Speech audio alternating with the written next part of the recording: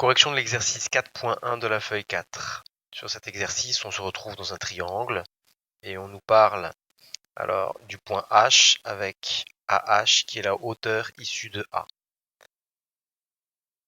Pour la première question, il suffit tout simplement de bien préciser que nous travaillerons dans le triangle ABH qui est rectangle en H. Pour ça, il faut simplement dire qu'on est bien sur une hauteur issue de A et donc que AH est bien perpendiculaire à BC. Dans ce triangle, nous nous intéressons à cet angle qui est par là, qui est constitué de ce côté et de ce côté. On a dit que pour la formule du cosinus, c'est le côté adjacent divisé par l'hypoténuse. Côté adjacent, on est bien sûr AH, ici. Et puis pour avoir l'hypoténuse, on est bien sûr AB. Donc, on écrit que le cosinus de HAB est égal à 5 sur 8. Avec la calculatrice arc cosinus de, entre parenthèses, 5 divisé par 8, la calculatrice nous affiche environ 51,3. Et donc, du coup, l'angle HAB mesure environ 51,3 degrés. Pour la question suivante, nous avons 51,3 à cet endroit-là. 51,3 degrés, cet angle-là.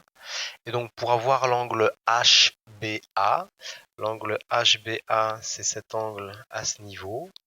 Donc il suffit tout simplement de travailler dans le triangle AHB, de se souvenir des connaissances de cinquième, de bien préciser la phrase du cours qui dit que la somme des angles d'un triangle est de 180 degrés.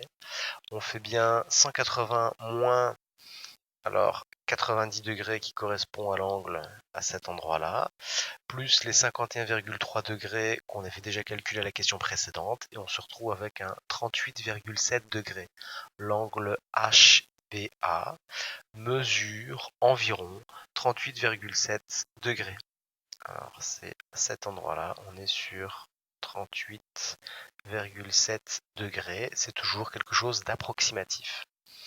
On va maintenant passer à l'exercice suivant. Donc, est-ce que on est en présence d'un triangle rectangle?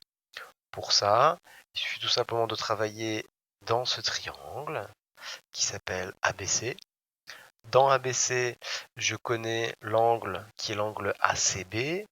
Et par contre, je viens de trouver la mesure de l'angle qui est l'angle ABC. Cet angle-là, on sait qu'il est de 38,7 degrés environ.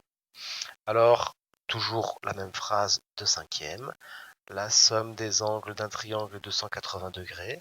On fait le calcul pour trouver l'angle qui est l'angle CAB. Donc tout cet angle qui est là, il suffira tout simplement de faire 180 moins 89,7 qui vient de la somme de 51 et de 38,7. On est sur 90,3 environ. Alors, 90,3, c'est pas un angle de 90 degrés.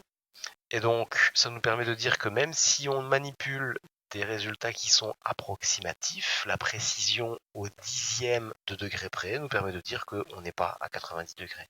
Donc le triangle ABC n'est pas un triangle rectangle en A.